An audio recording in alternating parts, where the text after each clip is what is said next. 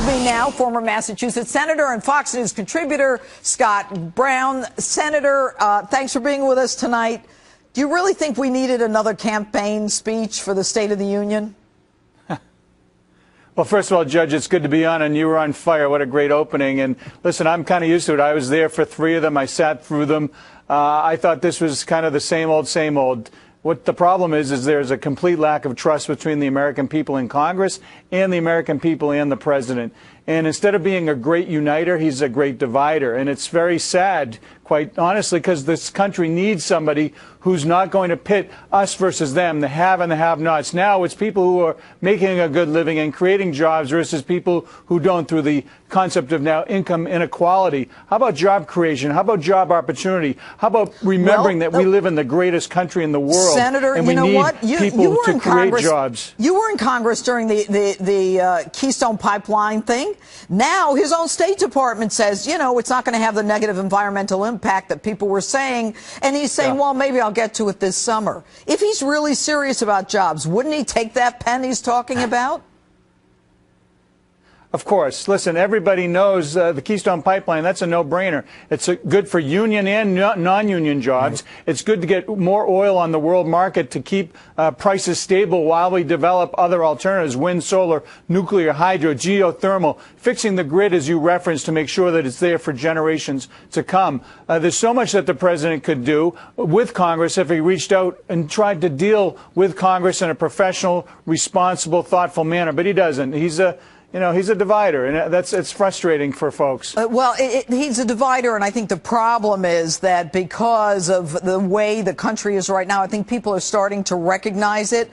But, you know, Senator, let me go to Hillary Clinton for a minute right now. You know, she said this week, and it kind of got, you know, pushed aside with some of the other news. She said that her greatest regret as Secretary of State was Benghazi. What do you think of her terminology, or greatest regret?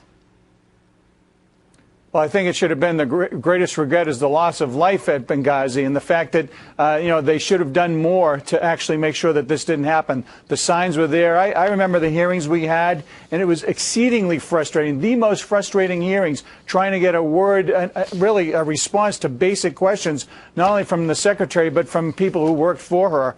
And I don't think that's over. And here you have a situation with Governor Christie. They're investigating right away, the state and the feds, and yet we have Benghazi, we have Fast and Furious, we have all these other things that are just kind of, dawdling along, and they'll get to it when they get to it. But gosh, we need to figure out why bridge lanes were closed so fast. It's unbelievable. Well, Senator, speaking of that, tonight Fox News has obtained an email sent by New Jersey Governor Chris Christie's office fighting the allegations that he knew about the bridge closures, calling the New York Times reporting sloppy.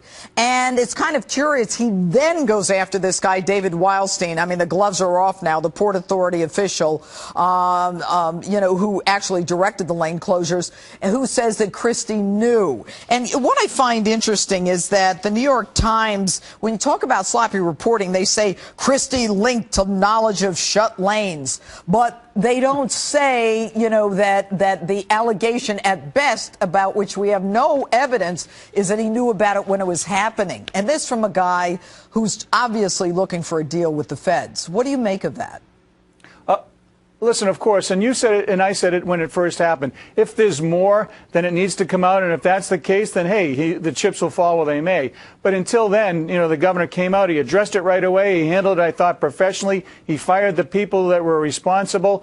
And obviously, the person who's now making the allegations is looking for immunity. He's being held in contempt by the New Jersey legislature. He's looking for taxpayers to pay his legal bill. That's what the play is really about. And the New York Times, they said they already made 10 or 20 changes to the story, as it was developing. Well, gosh, how about getting it right so you don't have to put really a front runner, a GOP front runner for president, in the defensive, and having to basically clarify the New York Times story. It's once again, it's the nature of the beast, when you're a GOP front runner. Well, and it's really very sad. I mean, when the New York Times themselves admits that they, were not right in terms of their own headline and that they've changed their story at least 20 times, as you say, you have to wonder what political agenda is behind the reporting of the New York Times. Anyway, Senator Scott Brown, thanks so much for being with us. Thank you, Judge. It's great to see you. All right.